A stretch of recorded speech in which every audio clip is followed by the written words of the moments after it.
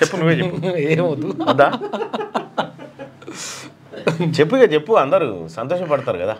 వద్దు, ఇక అంతా మంచిగా జరుగుతుంది. ఆయన ఇష్టం, ఇక మన నోటితో చెప్పేది కాదులే కానీ. సో మొత్తానికి బీసీలకు సంబంధించినటువంటి కులగణన లెక్కలు ఫిబ్రవరి చివరి వారం నాటికి బహిర్గతం చేసే అవకాశం కనిపిస్తుందని ఒక వార్తను వెలుగు దినపత్రికలో చూడొచ్చు మనం. ఆ పత్రికలో ఉన్నటువంటి సారాంశం ఏంది, అసలు సర్పంచ్ ఎన్నికలు ఈ ఫిబ్రవరి చివరిలో పెట్టబోతా ఉన్నారా నిజంగా, లేకపోతే ఇంకేమైనా ఆలస్యం కాబోతా ఉన్నాయా? పాపం ఒక పత్రిక రేపే ఎన్నికలు ఎల్లుండే ఎన్నికలని పాపం వాళ్ళే అలసిపోయి ఇంతకెప్పుడు ఎన్నికలు అని అడుగుతూ ఉన్నారు. ఆ పత్రిక లేదనుకో సరే. ఇప్పుడు వెలుగు దినపత్రికలో వచ్చినటువంటి కథనం ఆధారంగా సో బీసీ డెడికేట్ కమిషన్ ఇచ్చినటువంటి రిపోర్ట్ని మొత్తం వార్డుల వారిగా, ఇంకా ఎంత అద్భుతమైనటువంటి బోర్డు పెట్టలే, ఎంత అద్భుతమైనటువంటి విషయం అంటే ఈ కులగణన ద్వారా తేలినటువంటి లెక్క చాలా అద్భుతమైనటువంటి లెక్క అనుకోరాదురి. ఇప్పటి వరకు కనీ విని ఎరగని రీతిలో బీసీలకు ఈ లెక్క ఫలాలు అందబోతూ ఉన్నాయి. మంచి జరుగుతుంది. గ్రామం ఉంటే గ్రామం, ఆ గ్రామంలో కులగణన,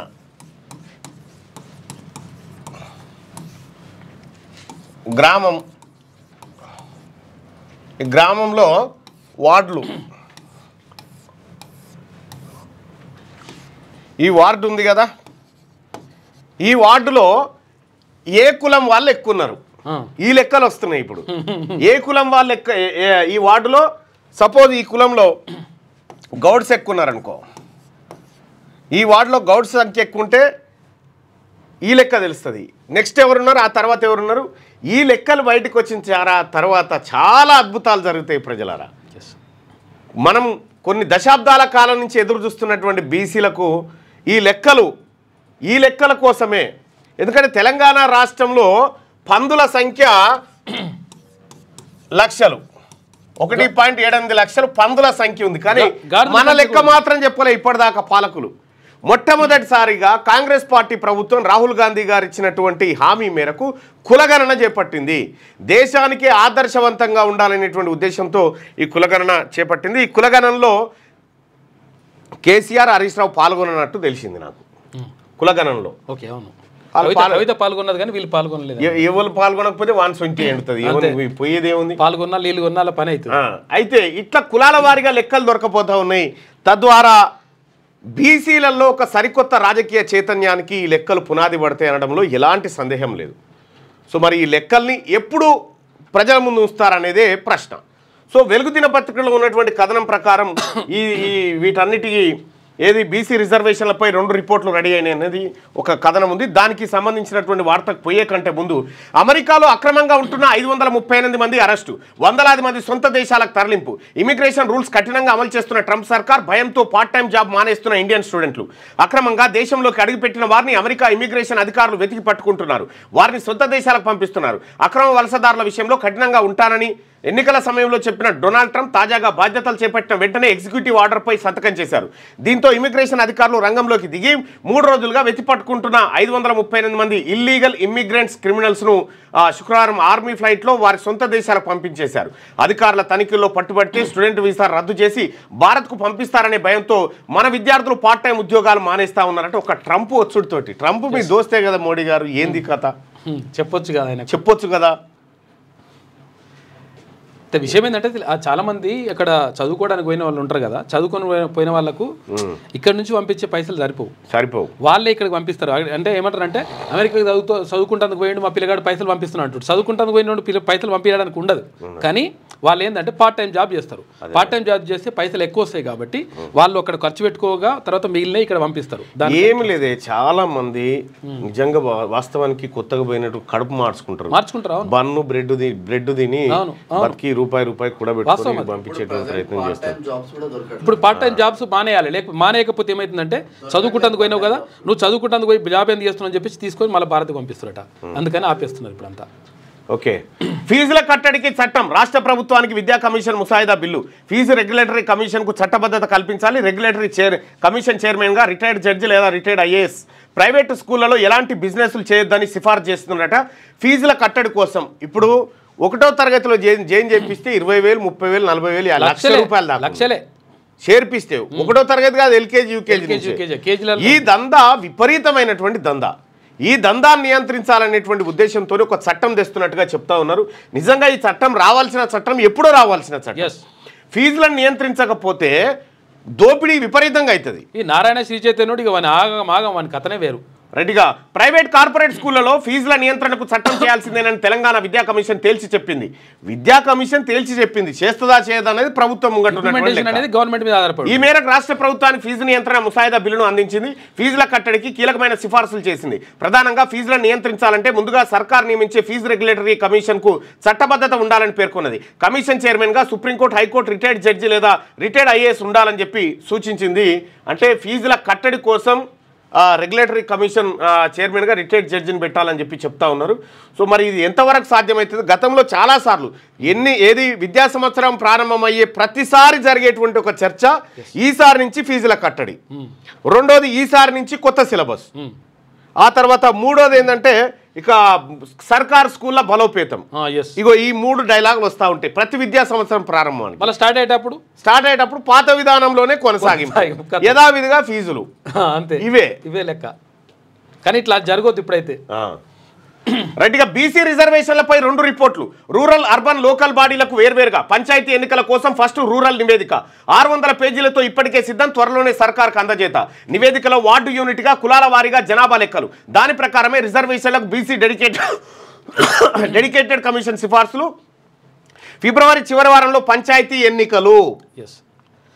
స్థానిక సంస్థలో బీసీ రిజర్వేషన్ల పెంపు కోసం ప్రభుత్వం ఏర్పాటు చేసిన బీసీ డెడికేటెడ్ కమిషన్ నివేదిక తుది దశకు చేరుకున్నది. రూరల్ లోకల్ బాడీలు, గ్రామ పంచాయతీలు, మండల పరిషత్, జిల్లా పరిషత్, అర్బన్ లోకల్ బాడీలకు మున్సిపాలిటీలు, కార్పొరేషన్లు వేర్వేరుగా 2 రిపోర్టులను ప్రభుత్వానికి కమిషన్ ఇవ్వనున్నట్టు తెలుస్తున్నది. గ్రామ పంచాయతీ పాలక వర్గాల గడువు ముగిసి వచ్చే నెల 1వ తేదీకి ఏడాది పూర్తి కానుంది. దీంతో మరోసారి ఇన్ఛార్జీల పాలన కొనసాగించేందుకు ప్రభుత్వం సిద్ధంగా లేదు. ఎట్టి పరిస్థితుల్లోనూ ఫిబ్రవరి చివరి వారంలో కానీ మార్చి మొదటి వారంలో కానీ పంచాయతీ ఎన్నికలు నిర్వహించాలని భావిస్తున్నది. ఈ క్రమంలోనే రిపోర్ట్ కోసం సర్కారు నుంచి ఒత్తిడి పెరుగుతుండటంతో నివేదికను 2 భాగాలుగా బీసీ డెడికేటెడ్ కమిషన్ రెడీ చేస్తున్నది. మొదటి పంచాయతీ ఎన్నికలు జరగనుండడంతో రూరల్ లోకల్ బాడీల రిపోర్టులను తొలుత సిద్ధం చేస్తున్నది. ఇప్పటికే ఈ నివేదిక 600 పేజీలతో సిద్ధమైనట్టు తెలిసింది. దాన్ని ఈ వారంలోనే సీఎం రేవంత్ రెడ్డికి అందజేయనున్నట్టు సమాచారం అందుతా ఉంది. ఇక కులాల వారీగా జనాభా లెక్కలు. 2011 జనాభా లెక్కల ప్రకారం రాష్ట్ర జనాభా 3.5 కోట్లుండగా ఈ 14 ఏళ్లలో 4.5 కోట్లకు చేరినట్టు అంచనా. కానీ ప్రభుత్వం దగ్గర పూర్తి స్థాయి జనాభా లెక్కలు కానీ కులాల వారీగా వివరాలు కానీ లేవు. ఎందుకు లేవు? ఉన్నాయి కానీ ఉన్నాయి, లెక్కలు లేకగా పక్కా లెక్కలు ఉన్నాయి. సమగ్ర కుటుంబ సర్వే చేయించింది కాక అప్పుడు పక్కా లెక్కలు ఉన్నాయి. తెలంగాణ ఏర్పడిన కొత్తలో అప్పటి బీఆర్ఎస్ సర్కార్ సమగ్ర కుటుంబ సర్వే చేపట్టినప్పటికీ ఆ వివరాలను బయట పెట్టలేదు. దీంతో బీసీ రిజర్వేషన్ల పెంపు కోసం బీసీల లెక్కలు తీయడం ప్రస్తుత సర్కార్కు తప్పనిసరైంది. దీంతో పోయిన ఏడాది సెప్టెంబర్ 6న నిరంజన్ చైర్మన్గా 4 సభ్యులతో బీసీ కమిషన్ను ఏర్పాటు చేశారు. ఇక్కడ తర్వాత హైకోర్టు జోక్యంతో నవంబర్ 3న రిటైర్డ్ ఐఏఎస్ భూసాని వెంకటేశ్వరరావు చైర్మన్గా, బీసీ గురుకుల సెక్రటరీ సైదుల్ సెక్రటరీగా బీసీ డెడికేటెడ్ కమిషన్ నియమించింది. నెల రోజుల్లోగా రిపోర్ట్ అందజేయాలని ఉత్తర్వులో పేర్కొంది. ప్రభుత్వం పోయిన ఏడాది నవంబర్ 6 నుంచి డిసెంబర్ 10 వరకు సామాజిక, ఆర్థిక, విద్యా, ఉపాధి, రాజకీయ కుల సర్వే 2024 పేరుతో సమగ్ర కులగణన సర్వే నిర్వహించింది. ఈ క్రమంలో కమిషన్ గతేడాది నవంబర్, డిసెంబర్ నెలల్లో అన్ని ఉమ్మడి జిల్లాల్లో పర్యటిస్తూ వివిధ కుల సంఘాలు, మేధావులు, సామాన్యుల నుంచి 650 వినతి పత్రాలు స్వీకరించింది. వీటితో పాటు మాసబ్ ట్యాంక్ సంక్షేమ భవన్లో పబ్లిక్ హియరింగ్ నిర్వహించగా వివిధ రాజకీయ పార్టీలు, బీసీ సంఘాల నుంచి ఇతరత్ర మరో 100 దాకా ఆర్జీలు వచ్చాయి. వీటన్నింటినీ సమగ్రంగా అధ్యయనం చేసిన కమిషన్ ఆ అంశాల నివేదికలో పేర్కొన్నట్టు తెలిసింది. ముఖ్యంగా కార్పొరేషన్లు, మున్సిపాలిటీలు, మండలాలు, గ్రామాల వార్డుల వారీగా జనాభా లెక్కలను కులాలతో సహా పొందుపరచడం విశేషం. అర్బన్ రిపోర్టు అందుకే లేటు. ఫిబ్రవరి 2వ వారంలో కానీ మార్చి మొదటి వారంలో కానీ పంచాయతీ ఎన్నికలు నిర్వహించాలని సర్కార్ భావిస్తున్నది. ఒకవేళ ఆలోగా ఎన్నికలు నిర్వహించకపోతే మార్చి, ఏప్రిల్ మొదటి వారంలో జరిగే వివిధ పరీక్షల కారణంగా మళ్ళీ వేసవి సెలవుల్లో అంటే మేలోనే ఎలక్షన్ నిర్వహించాల్సిన పరిస్థితి. మరోవైపు ఫిబ్రవరి 1తో పంచాయతీ పాలక వర్గాల గడువు ముగిసి ఏడాది పూర్తవుతున్నందున అదే నెల 2వ వారంలో పంచాయతీ ఎన్నికలు నిర్వహించి వీలైతే ఎంపీటీసీ జెడ్పీటీసీ మున్సిపల్ ఎన్నికలను ఏప్రిల్ మే నెలలో నిర్వహించాలని సర్కార్ ఆలోచనగా కనిపిస్తున్నది. ఇదే విషయాన్ని ఇప్పటికే ప్రభుత్వం డెడికేటెడ్ కమిషన్ దృష్టికి తీసుకెళ్లడంతో కమిషన్ ఆ మేరకు 2 భాగాలుగా సర్కార్కు నివేదిక ఇవ్వాలని నిర్ణయించింది. గ్రామీణ ప్రాంతాలకు సంబంధించిన కులగణన సర్వే రిపోర్ట్ పూర్తి స్థాయిలో కమిషన్కు అందినప్పటికీ అర్బన్ ఏరియాలకు సంబంధించిన సర్వే రిపోర్ట్ ఇంకా పూర్తి స్థాయిలో చేరనట్టు తెలుస్తున్నది.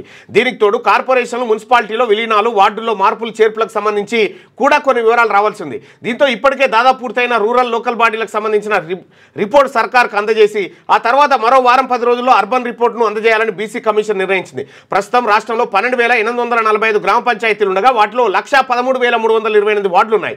దీంతో ఆయా పంచాయతీలు వార్డుల యూనిట్గా కులాల వారి జనాభా వివరాలను కమిషన్ సిద్ధం చేసింది. ఆ లెక్కల ఆధారంగానే ఏ పంచాయతీలు వార్డులు ఎంపీటీసీ జెడ్పీటీసీ స్థానాలు ఎంపీపీ జెడ్పీలు బీసీలకు కేటాయించాలో సర్కార్కు స్పష్టమైన సిఫార్సు చేయనున్నట్టుగా కమిషన్ వర్గాలు వెల్లడించాయి. సో ఇక్కడ ఇంకొకటి లోకల్ బాడీ ఎన్నికలపై వ్యూహాత్మకంగా అడుగులు అనేది ఒక వార్త. త్వరలో జరగనున్న సర్పంచ్ ఎంపీటీసీ జెడ్పీటీసీ మున్సిపల్ ఎన్నికలపై ప్రభుత్వం వ్యూహాత్మకంగా అడుగులు వేస్తున్నది. ఈ మూడింట్లో ఏ ఎన్నికలు ముందు జరపాలనే దానిపై తర్జన భర్జనల తర్వాత ముందుగా పంచాయతీ ఎన్నికలు నిర్వహించాలనే నిర్ణయానికి వచ్చింది. సర్పంచ్ ఎన్నికలు పార్టీలకు అతీతంగా జరుగుతాయి, కానీ ఎంపీటీసీ జెడ్పీటీసీ మున్సిపల్ ఎన్నికలు అలా కాదు. ఇవి పూర్తిగా పార్టీ గుర్తులపైనే నిర్వహిస్తారు. ఈ ఎన్నికల్లో గెలుపొందిన ప్రజాప్రతినిధులు 2030 దాకా పవర్లో ఉంటారు. అందువల్ల ఈ లోకల్ బాడీల్లో పార్టీల గెలుపోవటములు 2029లో జరగబోయే అసెంబ్లీ ఎన్నికలపై ప్రభావం చూపుతాయి. అందుకే ఈ ఎన్నికలను అధికార పార్టీతో పాటు ప్రతిపక్షాలు ప్రతిష్టాత్మకంగా తీసుకుంటున్నాయి. కాగా ఈ నెల 26న ప్రభుత్వం రైతు భరోసా సహా 4 స్కీములను ప్రారంభిస్తున్నది. అందువల్ల మొదట పార్టీ గుర్తులపై జరిగే ఎంపీటీసీ జెడ్పీటీసీ మున్సిపల్ ఎన్నికలను నిర్వహించాలని ప్రభుత్వంపై పలు రకాల ఒత్తిళ్లు వచ్చాయి. కానీ పంచాయతీ ఎన్నికలకు రాష్ట్ర ఎన్నికల సంఘం పంచాయతీరాజ్ అధికారులు ఇప్పటికే అన్ని ఏర్పాట్లు చేశారు. బ్యాలెట్ బాక్సులు బ్యాలెట్ పత్రాలు ఇతరత్ర పోలింగ్ సామాగ్రి సిద్ధం చేశారు. కేవలం బీసీ రిజర్వేషన్లపై క్లారిటీ లేక పంచాయతీ ఎన్నికలను ఆపుతున్నారు తప్ప వేరే కారణం లేదు. వారం రోజుల్లో బీసీ కమిషన్ సైతం తొలి దఫా రూరల్ రిపోర్ట్ ఇచ్చేందుకు సిద్ధమైంది. అర్బన్ రిపోర్ట్ వచ్చేందుకు మరింత టైం పడుతుంది. దీంతో సర్కార్ ముందుగా పంచాయతీ ఎన్నికలు నిర్వహించేందుకు మొగ్గు చూపుతున్నట్టుగా అధికార వర్గాలు వెల్లడించాయి. ఇది రిజర్వేషన్లు సర్పంచ్ ఎన్నికలు లోకల్ బాడీ ఎన్నికలకు సంబంధించినటువంటి వార్త. ఇక్కడ ప్రస్తుతం ఉన్న పరిస్థితి ఏంది? నిజంగా కులగణన లెక్కలు బయటకు వచ్చిన తర్వాత కులగణన ద్వారా ఇప్పుడు అంటే బీసీ వర్గాల్లో అసలు ఎవరెవరు నిలబడతా ఉన్నారు ఇంకా తన లెక్కలు బయటకు వస్తే అది పక్కకు పెడితే ప్రస్తుతం బీసీ కమిషన్ ఇచ్చేటువంటి నివేదికతోని రిజర్వేషన్లు పెరుగుతాయా అంటే దాంట్లో రిజర్వేషన్లు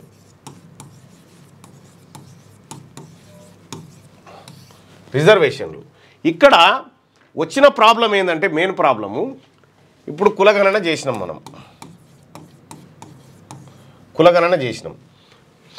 ఇంకోవైపు కామారెడ్డి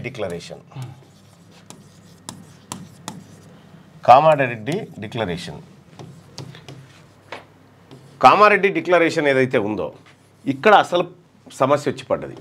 ఇక్కడ బీసీలకు 42% రిజర్వేషన్ ఇస్తామని కాంగ్రెస్ పార్టీ హామీ ఇచ్చింది. బీసీలకు వాస్తవానికి తెలంగాణ రాష్ట్రంలో ఉన్నటువంటి పరిస్థితుల్లో బీసీలకు 42% రిజర్వేషన్ సాధ్యమా అని చర్చ జరుగుతూ ఉంది. అయితే సుప్రీంకోర్టును ఒప్పించి చేయొచ్చు, లేకపోతే ఒక బృహత్తరమైన ఉపాయం ఉంది ప్రభుత్వం ముంగట. 42-60 కూడా చేయొచ్చు. ఒక బృహత్తరమైన ఉపాయం. ఆ ఉపాయాన్ని నేను గతంలో చెప్పడం జరిగింది. మళ్ళీ ఏమైనా అవకాశం ఉంటే చెప్తా. తమిళనాడు అవన్నీ కూడా నడుస్తుంది లెక్క. అంటే వాళ్ళు 69% రిజర్వేషన్ మొత్తం ఇచ్చుకుంటున్నారు టోటల్గా. వాళ్ళు మొత్తం ఇచ్చుకుంటారు. ఇక్కడ కులగణన చేసినాం కదా, మరి ఇక్కడ బీసీల జనాభా మొత్తం ముస్లిం బీసీలు అందరు కలిపి 62% ఉంటారు అందాజుగా. 62% ఓన్లీ బీసీలే 52% అని తేలింది. 62% వీళ్ళు ఉంటారు. మరి వీళ్ళకు 42% రిజర్వేషన్ సాధ్యమా? సాధ్యమైతే గతంలో చెప్పి ఉన్నటువంటి వాళ్ళు ఎందుకు ఇవ్వలేకపోయారు? ఇప్పుడు డెడికేట్ కమిషన్ రిపోర్ట్ అడిగింది. అయితే ట్రిపుల్ టెస్ట్ అనేటువంటి ఒక నిబంధన సుప్రీంకోర్టు మన నెత్తి మీద పెట్టి కూర్చుంది. 50% దాటకూడదు రిజర్వేషన్లు అని సుప్రీంకోర్టు పంచాయతీ. ఇందులో కంప్లీట్గా మీరు చూడవచ్చు ఒకసారి ఏజెన్సీ ఏరియాల్లో 100కి 100 ఎస్టీలకే. అవును, 100కి 100 ఎస్టీలకు. ఇక ఏజెన్సీ ఏరియాలు పోగా మిగతా ప్రాంతాల్లో కూడా మళ్ళీ ఎస్టీలకు సపరేట్ రిజర్వేషన్. ఇవి మినహాయించి ఎస్టీలకు మళ్ళీ సపరేట్ రిజర్వేషన్, ఆ తర్వాత ఎస్సీలకు మళ్ళీ సపరేట్ రిజర్వేషన్, బీసీలకు రిజర్వేషన్. ఇక్కడ మనం గమనించాల్సిందంటే ఎస్సీ బీసీ వీటితో 50% కోటా భర్తీ అవుతా ఉంది. అయితే వీటికి ఇచ్చేటువంటి రిజర్వేషన్ ఏదైతే ఉందో ఇవి దాదాపుగా ఒక 22 వీళ్ళిద్దరు కలిసి 22% పోతా ఉంది. ఇక మిగిలినటువంటిది 28% మిగులుతుంది. 28% మిగులుతుంది అంటే ఇంకొంచెం ఎక్కువ, ఒకటి ఇటాట్ ఉంటుంది 30 లోపే. మరి 42 ఎట్లా సాధ్యమవుతుంది? సుప్రీంకోర్టు ఏమో 50 దాటొద్దు అంటుంది కదా. 50 దాటొద్దు అన్నప్పుడు మనం ఎట్లా పెంచగలుగుతాం? మన మీద ఉన్నటువంటి ఆప్షన్ ఏంది? ఆ 50 పెంచొద్దు, బీసీలకు ఇచ్చేటప్పుడు కూడా ఉత్తగియొద్దు. డెడికేట్ కమిషన్ లెక్కలు అన్ని తీసి కమిషన్ ఇచ్చే రిపోర్ట్ ఆధారంగా మీరు రిజర్వేషన్ ఇస్తే ఓకే అని చెప్పి సుప్రీంకోర్టు పెట్టినటువంటి పంచాయతీ. సుప్రీంకోర్టు వల్ల బీసీలకు ఎన్నో న్యాయం జరగలే. బీసీ రిజర్వేషన్ల విషయంలో సుప్రీంకోర్టు జడ్జిమెంట్లు అన్ని బీసీలకు వ్యతిరేకంగానే ఉంటాయి. బీసీలకు వ్యతిరేకంగానే, బీసీల విషయం రాగానే సుప్రీంకోర్టు కానీ ఇండియన్ జ్యుడిషియల్ సిస్టమ్ కానీ ఎందుకో చీదరింపు లెక్క ఉంటుంది. ఎక్కడ కూడా మరి 62% ఉన్నటువంటి బీసీలకు వాళ్ళ జనాభా ప్రాతిపదికన రిజర్వేషన్ ఇద్దామంటే వద్దంటది. కానీ ఈడబ్ల్యూఎస్ కోటా మాత్రం ఎకనామికల్లీ వీకర్ సెక్షన్ ఏదైతే ఉందో వీళ్ళకి మాత్రం 10% ఇచ్చుకోరు. ఇప్పుడు దాటలేదా? ఇప్పుడు దాటింది కదా ఈ 10%. ఇప్పుడు దాటింది 10 అంటే 60 అయితే లేదా? ఇప్పుడు 60 అయింది కదా. వీళ్ళకి దాటొచ్చు కానీ బీసీలకు దాటొద్దట. ఇటువంటిది ఉంది. అందుకోసమే తెలంగాణ రాష్ట్రంలో బీసీలు ఒక మరో స్వాతంత్ర పోరాటం చేయాల్సినటువంటి సందర్భం వచ్చింది. అందుకోసమే ఫిబ్రవరి 2న చలో వరంగల్ సభ నిర్వహిస్తూ ఉన్నాం. లక్షలాది మంది బీసీలతోటి ఈ సభ ఉండబోతా ఉంది. ఈ సభలో బీసీలకు జరిగినటువంటి అన్యాయం పైన, ఏ రంగంలో బీసీలకు ఏం జరుగుతూ ఉందో మొత్తం మాట్లాడుకుందాం. ఆ బేస్జాలన్నీ పక్కకు పెట్టి వచ్చేసారు అందరూ. ఇప్పుడు ఉన్నటువంటి పరిస్థితుల్లో నీకు 42% ఇయ్యనికి ఛాన్సే లేదు, అవకాశం లేదు. దానికి కానీ ఒక ఉపాయం ఉంది. ప్రభుత్వం ఇస్తానంటారు, తర్వాత కోర్టుకి వెళ్ళిన తర్వాత కామన్గా ఉంటాయి. అయితే వాటి గురించి మనం మాట్లాడుకుందాం, మళ్ళీ ఒకరోజు తీరిగ్గా మాట్లాడుకుందాం. కానీ బీసీ రిజర్వేషన్లపై 2 రిపోర్ట్లు సిద్ధం చేసినట్టుగా ఇక్కడ మనం వార్త చూడొచ్చు. హైదరాబాద్ అభివృద్ధికి 55,652 కోట్ల రూపాయలు ఇవ్వండి. కేంద్ర మంత్రి కట్టర్కు సీఎం రేవంత్ రెడ్డి విజ్ఞప్తి. గ్రేటర్ పరిధిలోని ప్రాజెక్టులకు ఫండ్స్ ఇవ్వాలని వినతి. ప్రతిపాదిత ప్రాజెక్టులపై పవర్ పాయింట్ ప్రెజెంటేషన్. తెలంగాణ అభివృద్ధికి అన్ని విధాలా సహకరిస్తామన్న కేంద్ర మంత్రి. దావోస్ ఒప్పందాలపై సీఎం రేవంత్కు ప్రశంసలు. రైట్. ఇక గ్రేటర్ హైదరాబాద్ పరిధిలో చేపట్టనున్న అభివృద్ధి కార్యక్రమాలకు 55,652 కోట్ల ఆర్థిక సాయం అందించాలని కేంద్ర మంత్రి మనోహర్ లాల్ ఖట్టర్ సీఎం రేవంత్ రెడ్డి కోరారు. తెలంగాణ రాష్ట్రంలో 65% భూభాగం అర్బన్ ఏరియా కింద ఉందని, గ్రేటర్ హైదరాబాద్ సహా మున్సిపాలిటీల అభివృద్ధికి కేంద్రం పూర్తిస్థాయి సహకారం అందించాలని విజ్ఞప్తి చేశారు. శుక్రవారం బేగంపేట ఐటీసీ కాకతీయలో అర్బన్ సెక్టార్, పవర్ సెక్టార్లపై కేంద్ర విద్యుత్ గృహ నిర్మాణ శాఖ మంత్రి మనోహర్ లాల్ ఖట్టర్ రివ్యూ చేపట్టినట్టు ఆ రివ్యూలో మాట్లాడారు. కొత్త వాళ్లకు రైతు భరోసా దరఖాస్తులకు వెబ్సైట్ ఓపెన్ చేసిండ్రు. వివరాలు ఎడిట్కు ఆప్షన్ ఇచ్చిండ్రు. కొత్త పాస్బుక్లు వచ్చిన వాళ్ళు అప్లై చేసుకోవాలని వ్యవసాయ శాఖ సూచించింది. జనవరి 26 నుంచి స్కీమ్ అమల్లోకి వస్తా. కొత్త వాళ్ళు అప్లై చేసుకోవాలంటే, ఎందుకంటే కొత్త పాస్బుక్లు వచ్చిన ఉంటారు డైరెక్ట్ వాళ్ళే వస్తాయని చెప్పేసి అనుకోకూడదు, అప్లై చేసుకోవాలట. బనకచర్లను అడ్డుకుంటాం, ఆ ప్రాజెక్టును ఆపాలని ఇప్పటికే కేంద్రానికి లేఖ రాసినాం. ఉత్తమ్. హరీష్ రావు కావాలని తప్పుదోవ పట్టిస్తున్నారని ఫైర్. బనకచర్లపై ఏపీ కేవలం ప్రతిపాదనలే పంపింది, అయినా మేము పోరాడుతున్నాం. తెలంగాణ ప్రయోజనాల కోసం దేనికైనా సిద్ధం. బీఆర్ఎస్ హయాంలోనే రాష్ట్రానికి తీరని నష్టం. వాళ్ళ అసమర్థతతోనే ఏపీ నీళ్ల దోపిడీ రెండింతలైంది. కృష్ణా జలాల్లో కేవలం 299 టీఎంసీలకు ఒప్పుకున్నది వాళ్ళని ఆగ్రహం. 100% ఇది కరెక్ట్.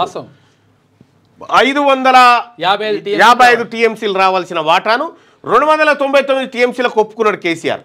ఒప్పుకొని ఇక్కడ తెలంగాణ ప్రజల నోట్లే మట్టి పోసిండు, రైతాంగం నోట్లో. ఇక నెట్ వెంచర్స్ బిల్డింగ్ కూల్చివేయండి. జిహెచ్ఎంసీ కమిషనర్ ఆదేశాలు. హైదరాబాద్ నందగిరి హిల్స్లో ఇష్టారాజ్యంగా కన్స్ట్రక్షన్. అనుమతులు తెచ్చుకున్నది ఒక లెక్క, కడుతున్నది మరో లెక్క. ఇక ప్రతి ఫ్లోర్ నిబంధనలకు విరుద్ధం. సెట్ బ్యాక్ కూడా వదలలేదు. న్యాయం కోసం పోరాడిన నందగిరి హౌసింగ్ సొసైటీ. అంత పెద్ద కూల్చేయమని చెప్పి 9 నెలల్లో అప్పుల వడ్డీలకే 20,000 కోట్లు కట్టిరట. వచ్చిన ఆదాయం 1.60 లక్షల కోట్లే. టార్గెట్కు తగ్గట్టుగా లేని సర్కార్ ఆమ్దాని. కాగ్ నివేదికలో వెల్లడి. 2024-25లో 2.74 లక్షల కోట్ల ఆదాయం అంచనా. లక్ష్యం చేరాలంటే ఈ 3 నెలల్లో 1.14 లక్షల కోట్లు కావాలి.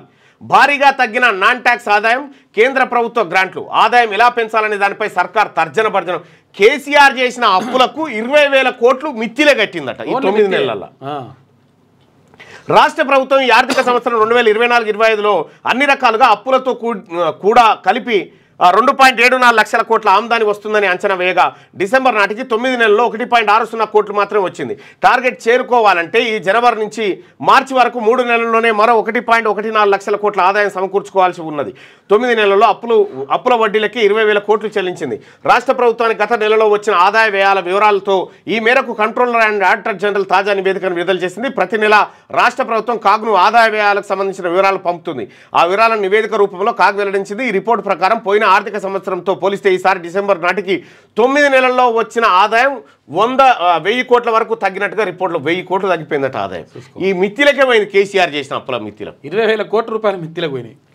గ్యాస్ స్టవ్పై రక్తం మరకలు, మాంసం ముక్క.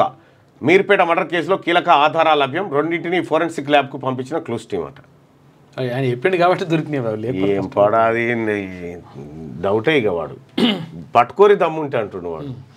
యూరప్, ఆస్ట్రేలియా ఇంకేదైనా దేశంలో సంబంధం చూడండి పిన్ని గారు. అమెరికాలో మనోళ్ళు పరిశాన్ అయ్యారట. ఆడ ఇబ్బంది ఉంది కాబట్టి వేరే దేశాలు ఉన్న వాళ్ళు చూడమంటుంది. ఇక్కడ వద్దు అని చెప్తా ఉన్నారు. ఇది వెలుగు దినపత్రికలో ఉన్నటువంటి వార్తలు. ఒకసారి ఇక ఆంధ్రజ్యోతి వార్తలను చూద్దాం. కిడ్నీ రాకెట్ కేసు సిఐడికి అప్పగింత. ప్రభుత్వం కీలక నిర్ణయం. నిందితులకు కఠిన శిక్షలు పడేలా చర్యలు. అవయవ మార్పిడి దందాలో ప్రైవేట్ అంబులెన్స్ డ్రైవర్ల పాత్రపై దర్యాప్తు. ఇక ప్రైవేట్ ఆసుపత్రుల్లో సర్జరీల వివరాలను నమోదు చేయాలని చెప్పేసి దామోదర్ రాజనరసింహ అంటున్నాడు. చెర్లపల్లి జైలుకు అలకనంద ఆసుపత్రి యజమాని తర్వాత రిసెప్షనిస్టు. అమ్మా కిడ్నీ రాకెట్, కిడ్నీలు అమ్ముతురాట. చూసుకో కోసి. డబ్బుల కోసం కిడ్నాప్, దొరికిపోతామని దారుణ హత్య. హైదరాబాద్లో పాన్ మసాలా వ్యాపారి అపహరణ. కారులో తీసుకెళ్తూ డబ్బు డిమాండ్ చేసిన నిందితులు. 15 లక్షలు అకౌంట్కు బదిలీ చేసినా వదలని వైనం. కారులోనే ఖమ్మం జిల్లా కూసుమంచి వచ్చి అక్కడ హత్య. దాదాపు వారం రోజుల తర్వాత వెలుగులో ఘటన. నిందితుల్లో ఒకరు పాన్ మసాలా వ్యాపారి వద్ద సబ్ డీలర్ అట. అమ్మ కొడుక మృతుడు రమేష్ను పాన్ మసాలా వ్యాపారిని కిడ్నాప్ చేసి చంపేసి మనుషులు. ఇక సన్యాసినిగా మమతా కులకర్ణి కిన్నెర అఖాడాలో చేరిక. మాజీ హీరోయిన్ చేరిన హీరోయిన్. ఇక శ్రీ యమాయి మమతాగా మమతా నందగిరిగా పేరు యమాయి మమతా నందగిరిగా పేరు మార్చుకున్నది ఆమె మమతా కులకర్ణి. మహామండలేశ్వర్గా నియామకం. కుంభమేళాలో పూజలు నిర్వహించిన మమత మహాదేవుడి ఆదేశాలతోనే భక్తి మార్గం అని వెళ్ళాడట. ఇట్లుండే ఇట్లయింది, ఇట్లయిపోయింది. నీ మగ సిరి మంచిగుండి మమతా కులకర్ణి అని ఒకటి పాట ఉంటది కదా. పాట రాదు పాడాడు. అదే రమ్యకృష్ణలాగా ఉంటుందా, రమ్మలాగా రంజు ఉంటుందా అని అందులో మమతా కులకర్ణి పేరు కూడా ఉంటుంది అట్లా ఆ పాటల. అంటే బాగుంటుందని హీరోయిన్ అప్పుడు అట్లా. టీజీ రేరా అడ్డగోలు చెల్లదు. రియల్టర్ల ప్రచారంపై రేరా డేకర్ను ప్రకటనలు, ఫ్లెక్సీలు, ఓటింగ్ల తనిఖీ. హైదరాబాద్లో 4 ప్రత్యేక బృందాలు నిబంధనలు ఉల్లంఘిస్తే నోటీసుల జరిమానా అంటూ ఒక వార్తను చూస్తా ఉన్నాం. రాజకీయాలకు సాయిరెడ్డి సెలవు. నేడు రాజ్యసభ సభ్యత్వానికి రాజీనామా. ఇక ఏ రాజకీయ పార్టీలోనూ చేరను. వ్యవసాయమే నా భవిష్యత్తు. టీడీపీతో రాజకీయ విభేదాలే. చంద్రబాబుతో వ్యక్తిగత వైరం లేదు. జగన్, భారతి, మోదీ, షాకు కృతజ్ఞతలు. ఎక్స్ వేదికగా వైసీపీ ఎంపీ విజయసాయిరెడ్డి సంచలన ప్రకటన. ఎంపీ అయోధ్య రామిరెడ్డిది ఇదే దారట. వైఎస్ కుటుంబానికి వీర విధేయుడు. అక్రమాస్తుల కేసులో 16 నెలలు వైసీపీ అధినేత వైఎస్ జగన్మోహన్ రెడ్డికి జైల్లో సహచరుడు. రాసుడు కూడా ఎట్లా రాసిరు చూడు. వైసీపీ కీలక నేత, రాజ్యసభ సభ్యుడు విజయసాయిరెడ్డి రాజకీయాల నుంచి తప్పుకుంటున్నట్టుగా సంచలన ప్రకటన చేశారు. ఇక ఏ పార్టీలోనూ చేరను. వ్యవసాయమే నా భవిష్యత్ అని ప్రకటించారు. రాజ్యసభ సభ్యుడిగా మరో 3 ఏళ్ల పదవి కాలం మిగిలి ఉన్నప్పటికీ శనివారమే దానికి రాజీనామా చేస్తున్నట్టు సాయిరెడ్డి స్పష్టం చేశారు. శుక్రవారం సాయంత్రం ఎక్స్ వేదికగా ఆయన ఈ ప్రకటన చేశారు. రాజకీయాల నుంచి తప్పుకుంటున్నాను. ఏ రాజకీయ పార్టీలోనూ చేరడం లేదు. ఈ నిర్ణయం పూర్తిగా నా వ్యక్తిగతమని ఆయన తెలిపారు. గత ఏడాది జరిగిన అసెంబ్లీ ఎన్నికల్లో ఏపీలో ఘోర పరాజయంతో వైసీపీ పూర్తిగా డీలా పడిపోయింది. పరాజయ భారం నుంచి పార్టీ అధ్యక్షుడు జగన్ ఇంకా పూర్తిగా కోలుకోలేదు. ఇలాంటి పరిస్థితుల్లో వైఎస్ కుటుంబానికి 4 దశాబ్దాలుగా నమ్మిన మంటలో ఉన్న విజయసాయిరెడ్డి రాజీనామా చేయడం సంచలనం. వేరే పదవులో ప్రయోజనాలు లేక డబ్బులు ఆశించి రాజీనామా చేయడం లేదు. ఈ నిర్ణయం పూర్తిగా నా వ్యక్తిగతం. ఎలాంటి ఒత్తిళ్లు లేవు. ఎవరు ప్రభావితం చేయలేదు అని చెప్పి విజయసాయిరెడ్డి చెప్తున్నటువంటి మాట. ఇంతకీ ఎందుకు రాజీనామా చేస్తుండు, ఏం కథ అనేది కారణం చెప్పలేడు ఇంకా ఆయన. మరి 20 లక్షల ఇల్లు ఇవ్వండి. PMJY కింద తెలంగాణకు మంజూరు చేయండి. మూసీకి 10,000 కోట్లు, GHMCకి 55,000 కోట్లు ఇవ్వండి. మెట్రో రైల్ ఫేజ్ 1 జాయింట్ వెంచర్గా చేపట్టండి. విద్యుత్ సంస్థల రుణాలకు వడ్డీ రేట్లను తగ్గించండి, పట్టణ ప్రగతికి తోడ్పడండి. ఖట్టర్కు సీఎం రేవంత్ వినతి. పట్టణాభివృద్ధి, విద్యుత్ శాఖలపై కేంద్ర మంత్రి సమీక్ష. దావోస్ ఒప్పందాలపై సీఎంను అభినందించిన ఖట్టర్. దావోస్ నుంచి రాష్ట్రానికి రేవంత్ ఘన స్వాగతం. మీ హయాంలో మా పాలనలో పెట్టుబడులపై చర్చిద్దామా? బీఆర్ఎస్ నేతలకు టీపీసీ చీఫ్ మహేష్ కుమార్ గౌడ్ సవాలంటూ బీఆర్ఎస్ నాయకులకు ఏమాత్రం శరం అనిపిస్తలేకుండొచ్చు. కేటీ రామారావు దావోస్ పోయి ఏం చేసిండు, ముఖ్యమంత్రి రేవంత్ రెడ్డి గారు పోయి ఏం చేసిండో చూస్తే తెలుస్తుంది లెక్క. అడిగిన రుణంలో కేంద్రం కోత పెట్టింది. 2500 కోట్ల రూపాయలకు గాను 1800 కోట్లకి అనుమతి ఇచ్చింది. ఇక నెట్ భవనాన్ని కూల్చివేయాల్సిందే. జూబ్లీహిల్స్లోని నిర్మాణంలో తీవ్ర ఉల్లంఘనలు తక్షణమే సరిచేయాలని జీహెచ్ఎంసీ కమిషనర్ ఉత్తర్వులు. ఇక సెట్ బ్యాక్స్లోనూ అంగుళమైన వదలని వైనం. 110 అడుగుల లోతుకు తవ్వి 5 అంతస్తులు, 5 మీటర్లకు బదులు 4.5 మీటర్ల ఎత్తుతో స్లాబులు. అచ్చా, స్టిల్ట్ పైన 7 అంతస్తుల స్లాబులు, 3 మీటర్లకు బదులుగా 4.5 మీటర్ల ఎత్తుతో నిర్మాణం. సరిదిద్దడం అంటే నీలమట్టం చేయడమే అని చెప్పి ఇంజనీర్లు చెప్తాను. సరిదిద్దడం అంటే కుదరదిగా దాన్ని ఖతం చేయడమే. సరిదిద్దరాదు మరి, అదే దిద్దురి. ఎస్సీ వర్గీకరణ నివేదిక ఓ కొలిక్కి. ఫిబ్రవరి మొదటి వారంలో ప్రభుత్వానికి. వివరాలపై అధ్యయనం దాదాపు పూర్తి. అయితే పొందుపరిచే అంశాలపై కమిషన్ కసరత్తు చేస్తుంది. విచారణలో 7 నుంచి 8,000 దరఖాస్తులు వచ్చినాయి. 1981 నుంచి ఎస్సీల వివరాల సేకరణ, అక్షరాస్యత నుంచి ఉద్యోగాల దాకా జాబితా. ప్రభుత్వంలో 94,000 మంది ఎస్సీ ఉద్యోగులు ఉన్నారు. ఎస్సీ వర్గీకరణ నివేదిక కొలిక్కి వచ్చిందట. ఫిబ్రవరి మొదటి వారంలో ప్రభుత్వానికి నివేదిక అందజేయబోతా ఉన్నారు. ప్రభుత్వంలో 94,000 మంది ఎస్సీ ఉద్యోగులు ఉన్నారట. ఈ ఉద్యోగుల్లో ఎవరెంత ఉన్నారు, ఏం కథ అనేది మొత్తం లెక్క తీసేస్తారేమో. ఇక బకెట్లో హీటర్తో ఉడికించాడు. వీడిన హైదరాబాద్ మీర్పేట మహిళా మృతి కేసు మిస్టరీ. భార్య మాధవితో గొడవపడి తోసేసిన మాజీ సైనికుడు గురుమూర్తి. ఆమె శవాన్ని మాయం చేసేందుకు పథకం. మొద్దుపై కత్తితో ముక్కలు, అవశేషాలు మీర్పేట చెరువులో. ఆపై ఇల్లంతా శుభ్రం. అయినా పట్టించిన బ్లూరేస్ టెక్నాలజీ అట. బాత్రూము గదిలో మొద్దుపై అవశేషాల ఆనవాళ్లు లభ్యం. నిందితుడిని నేడు రిమాండ్ చేసే అవకాశం ఉందట. అవును, నా భార్యను నేనే చంపాను, మీ దగ్గర ఆధారాలు ఉంటే అరెస్ట్ చేసుకోండి అంటూ విచారణలో భాగంగా ఒక రకంగా పోలీసులకు సవాలే విసిరిన మాజీ సైనికుడు గురుమూర్తి ఆట కట్టయింది. పోలీసుల నుంచి తప్పించుకునేందుకు అతడు ఎంత పకడ్బందీగా వ్యవహరించినా కానూన్కే హాత్ లంబే హోతే హే అనేది మరోసారి రుజువైంది. అత్యంత విశ్వసనీయ సమాచారం ప్రకారం హైదరాబాద్ మీర్పేట మహిళా మర్డర్ కేసు మిస్టరీని రాచకొండ పోలీసులు ఛేదించారు. మృతదేహాన్ని గురుమూర్తి ముక్కలుగా నరికిన విషయం వాస్తవమే. అయితే వాటిని ఉడికించింది కుక్కర్లో కాదు, బకెట్ నీళ్ళలో. ముక్కలు వేస్తూ హీటర్ పెట్టి విడతల వారీగా ఉడికించాడు. ఆ తర్వాత అవశేషాలను మీర్పేట చెరువులో పడేశాడు. ఎక్కడ చిన్న ఆధారం కూడా దొరకకుండా ఇల్లంతా శుభ్రం చేసినా గురుమూర్తి తప్పించుకోలేకపోయాడు. అత్యాధునిక బ్లూరేస్ టెక్నాలజీతో ఇంట్లో మాంసం, రక్తం ఆనవాలను పోలీసులు గుర్తించి గురుమూర్తే నిందితుడని తేల్చారు. నరకడానికి ఉపయోగించిన కత్తి, చెక్క మొద్దును అతడు ఎక్కడ దాచాడు ఇంకా తనది ఎంక్వైరీ చేస్తున్నట. మొత్తానికి వాడే చెప్పిండు, దొరికిపోయాడు. ప్రైవేటు పాఠశాలల్లో ట్యూషన్ ఫీజే ఉండాలి, మిగతా ఏ రుసుములు వసూలు చేయకూడదు. ఫీజుల ఖరారు నియంత్రణకు ప్రత్యేక కమిటీ, పర్యవేక్షణకు జిల్లా స్థాయిల్లో కమిటీలు వేయాలి. ప్రతి 3 ఏళ్లకోసారి ఫీజులను నిర్ధారించాలి. రాష్ట్ర ప్రభుత్వానికి విద్యా కమిషన్ సిఫార్సులు చేసిందట. అయితే రాష్ట్ర ప్రభుత్వం దీన్ని అమలు చేయాలి. సిఫార్సులను అమలు చేస్తే మంచి జరుగుతుంది. పార్ట్ టైం చేస్తే ఇంటికే. అమెరికాలో విద్యార్థులకు డిపోటేషన్ ముప్పంట. చదువు పేరుతో వెళ్లి ఉద్యోగం చేసే వారిపై నిఘా పెట్టి పట్టుకుంటున్న అధికారులు. పట్టుబడ్డ వారిని స్వదేశానికి పంపుతూ ఆదేశమంట. వారం రోజులుగా పార్ట్ టైం జాబులకు డుమ్మా కొడుతున్నట్ట. అక్కడి భారతీయ వ్యాపారులపైన ప్రభావం పడుతుంది. అక్కడ ఉద్యోగం చేస్తలేనట్టు దారుణంగా. ట్రంప్ వస్తే ఎట్లయిందో చూడండి. అక్రమ వలసదారులపై ట్రంప్ సర్కార్ ఉక్కుపాదం. 538 మంది అరెస్టు, 373 మంది నిర్బంధం. సైనిక విమానాల్లో వందల మంది డిపోర్టేషన్. జన్మతా పౌరసత్వ హక్కు రద్దు నిలిపివేస్తూ కోర్టు ఇచ్చిన తీర్పుపై అప్పీల్ చేస్తా ఉన్నారు. మళ్ళీ ఇంకో కోర్టు పోయినట్టు ఆయన. తెలంగాణకు ఆర్థిక అనారోగ్యం. నీతి ఆయోగ్ సూచికలో 8వ స్థానం. 2022-23 నాటికి 9.3% తగ్గిపోయిన మూలధన వ్యయం. ఇక ఆరోగ్య, విద్యా రంగాలపై మూలధన వ్యయాన్ని పెంచాలని సూచన. వైసీపీ హయాంలో ఘోరంగా దెబ్బతిన్న ఏపీ సూచికలో 17వ స్థానానికి పడిపోయిందట. రైట్గా దిల్ రాజు మరికొందరు స్టేట్మెంట్ల రికార్డు. ఆదాయం పన్ను చెల్లింపులో తేడాల గుర్తింపు, కీలక పత్రాలు, సాంకేతిక ఆధారాల స్వాధీనం. 4వ రోజు కొనసాగిన ఐటీ అధికారుల సోదాలు. దిల్ రాజును తీసుకెళ్లి మరీ పత్రాలు పరిశీలించిరట. ఓకే, సినిమా బెనిఫిట్ షోల రద్దు. ఇక అర్ధరాత్రి 1:30 నుంచి 8:40 వరకు సినీ ప్రదర్శనలకు వీల్లేదు. ప్రభుత్వానికి హైకోర్టు ఆదేశాలు జారీ చేసింది. హైకోర్టు చెప్పింది. రైట్గా డిఎంఈగా నరేంద్ర కుమార్ తొలిసారి రెగ్యులర్ అధికారి నియామకం. 10 ఏళ్ల ఇన్ఛార్జీల పాలనకు తెర. ఉత్తర్వులు జారీ. కోర్టుకు కాపీ అందజేత. ఫలించిన నరేంద్ర కుమార్ న్యాయ పోరాటం. ఒక బీసీ వాడు న్యాయ పోరాటం చేసి పదవి తీసుకోవాల్సినటువంటి పరిస్థితి. దారుణమైన పరిస్థితి నిజంగా. ఇట్లా ఉంది. గజం 1,85,000 హైదరాబాద్ కేపీహెచ్బీలో ప్లాట్ల వేలం ఉద్రిక్తతల మధ్య కొనసాగించిన అధికారులు ఉదయం కోర్టు స్టే, మధ్యాహ్నం గ్రీన్ సిగ్నల్. అమ్మకాలు ఖరారు చేయొద్దన్న హైకోర్టు. లేఅవుట్లో చూపెట్టకుండా మిగిలిన ప్లాట్లుగా పేర్కొన్న తగదని స్పష్టీకరణ చేస్తూ ఉన్నారట. గజం 1,85,000 అట్టాడ. చూసుకో కథ అయిపోయిందా? రైట్, ఒకసారిగా బాలయ్యకు జోడిగా వస్తుందట. కాంగ్రెస్లో వర్గపోరు, టీపీసీసీకి ఫిర్యాదుల జోరు, పాత కొత్త లీడర్ల మధ్య విభేదాలు, అడ్జస్ట్ కాలేకపోతున్న క్యాడర్, ప్రయారిటీ ఇవ్వట్లేదంటూ ఓల్డ్ లీడర్ల కంప్లైంట్. 22 నియోజకవర్గాల్లో కోల్డ్ వార్ ఖయ్యమే, టైం కోసం చూస్తున్న టీపీసీసీ అంటూ ఒక వార్తను చూస్తాను. కాంగ్రెస్ పార్టీలో వర్గపోరు, కాంగ్రెస్ పార్టీయే ఇట్లా ఉంటుంది.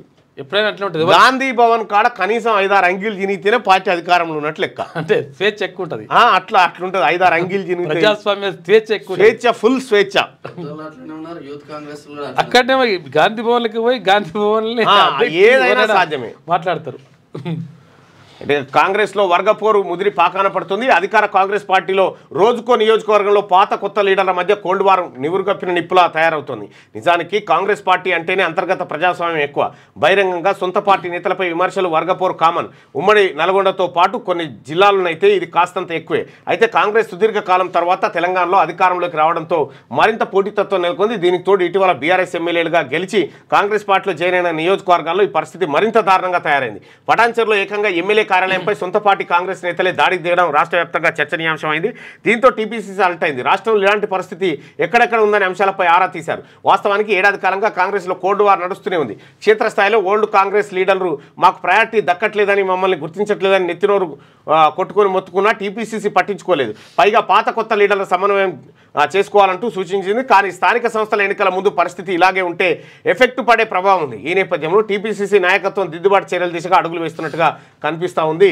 రగడ మాత్రం జరుగుతూ ఉన్నది ఎక్కడికక్కడ. కానీ కాంగ్రెస్ పార్టీ అంటేనే ఇట్లుంటుంది. గాంధీ భవన్ గోడలు ఎన్ని చూసినాయో అంతే, ఎన్ని చినిగిన అంగీలు, ఎన్ని ముర్దాబాదులు చూసినాయో గాంధీ భవన్ గోడలు. పార్టీ రాష్ట్ర కార్యాలయంలోనే అన్నీ నడుస్తున్నాయి. గేమ్స్తో మట్టిలో మాణిక్యాల గుర్తింపు. దేశం కోసం ప్రాణాలు అర్పించిన వ్యక్తి రాజీవ్ గాంధీ. పట్టభద్రుల ఎమ్మెల్సీ తీన్మాన్ మల్లన్న నిన్న రాజీవ్ గాంధీ క్రికెట్ ట్రోఫీ పెట్టిండు కదా ఎవరు, హనుమంత్ అన్న. వాస్తవానికి తీన్మార్ వార్తలు పుట్టినే ఇగో ఈ ట్రోఫీ కారణంగా, ఈ ట్రోఫీ తోటే. అప్పుడు తీన్మార్ వార్తలు, ఇప్పుడు V6లో వచ్చేటువంటి తీన్మార్ వార్తలు ఎట్లా పుట్టినాయో ఇప్పుడు చెప్తా చూడండి. ఫస్ట్ టైం చెప్తా ఉన్నా, అంటే ఇదివరకు చెప్పి ఉంటాను కూడా. తీన్మార్ వార్తలు V6 ఉంది కదా, తీన్మార్ న్యూస్, తీన్మార్ వార్తలు. అయ్యో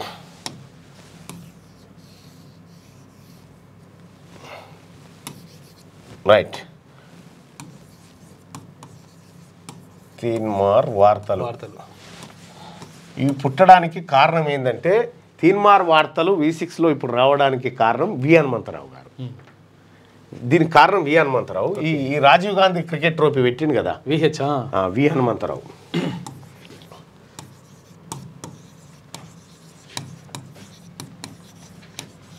వి హనుమంతరావు గారు దీనికి కారణం. ఎందుకు కారణం అంటే, ఓసారి ఏం జరిగింది, ఈయన రాజీవ్ గాంధీ క్రికెట్ ట్రోఫీ పెట్టారు. పెడితే ఈయన బ్యాటింగ్ చేస్తుండే, ఎవరు, హనుమంతరావు గారు బ్యాటింగ్, ఎవరు బౌలింగ్ చేస్తున్నాడు. ప్రారంభించే కాడ చేస్తూ ఉంటే ఏం జరిగిందంటే, ఈ హనుమంతరావు ఇక ఇట్లా కొట్టగానే ఆ బాల్ వచ్చి V6 కెమెరాకు తాకింది. V6 కెమెరాకు తాకింది. నేను ఆ తర్వాత మన దామోదర్ రెడ్డి ఆయన, తర్వాత ఇంకెవరేమో ఆడ V6 కింద ఒకరి ఛాయ్ డబ్బా ఉంటే ఆడ టీ తాగుతున్నాం, ఆఫీస్ బిల్డింగ్ ఆడంగా ఈ కెమెరామెన్ వచ్చాడు. అన్న ఇట్లా బాల్ తాకిందన్నా అని చెప్పి, వాళ్ళ కెమెరా హెచ్ఓడి కూడా ఉన్నట్టు, అనే ఇట్లా బాల్ తాకిందన్నా, ఇట్లా ఇది పోయిందా ఏమైందా అని చూస్తున్నారు. అయితే అప్పుడు ఒక ఆలోచన, అప్పటికే అంకమరావు సారు అంటే ఒక కొత్త ప్రాజెక్ట్ని తీసుకురావాలనేటువంటి ఆలోచనలో ఆయన ఉన్నాడు. అయితే కెమెరాకి ఈడ బాల్ తాకింది. ఈయన ఎవరు, హనుమంతరావు గారికి వచ్చిన బాల్ తాకింది కెమెరాకు, V6 కెమెరాకు, అది V6 కెమెరాకు తాకింది. సేమ్ అదే రోజు ఏమైంది, ఇండియన్ టీము ఆస్ట్రేలియా టూర్కి పోతుంది. ఏది, టీమిండియా టెస్ట్ మ్యాచ్ల కోసం. టీమిండియా ఆస్ట్రేలియాకి పోతుంది. ఆస్ట్రేలియాకి పోతుంటే అందులో సేవాకు ప్లేస్ లేదు. సేవాకు ప్లేస్ లేదు. సేవాకు ప్లేస్ లేకపోతే అప్పుడు మొట్టమొదటి హెడ్లైన్ V6 న్యూస్లో మొట్టమొదటిది రాసింది హెడ్లైనే రాసిన, ఏది తీన్మార్ వార్తలు. ఎట్లా అంటే ఇదే హెడ్లైన్, ఆస్ట్రేలియా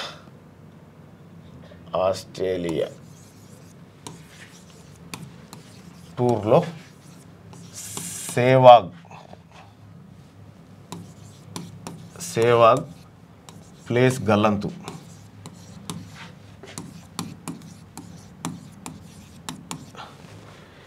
ఆస్ట్రేలియా టూర్లో సేవాగ్ ప్లేస్ గల్లంతు, ఇది ఫస్ట్ లైన్. రెండోది ముమ్మర కసరత్తు చేస్తున్న హనుమంతు.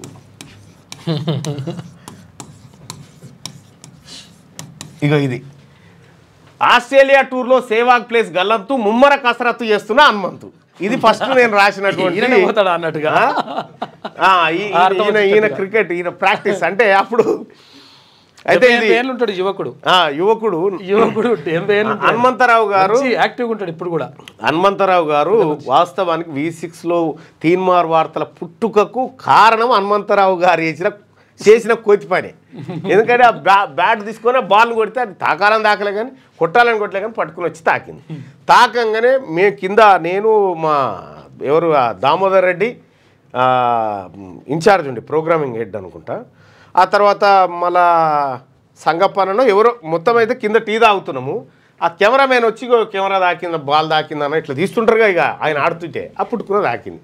తాకినందుకు ఆయన వచ్చి చెప్తే ఆడ సేవాగ్ ప్లేస్ గల్లంత అయిపోయింది, ఇక్కడ హనుమంతు ముమ్మర కసరత్తు చేస్తూ ఉన్నాడని చెప్పి ఇది హెడ్లైన్. ఇది ఫస్ట్ హెడ్లైన్ V6లో తీన్మార్ వార్తలకి ఫస్ట్ హెడ్లైన్ ఇదే.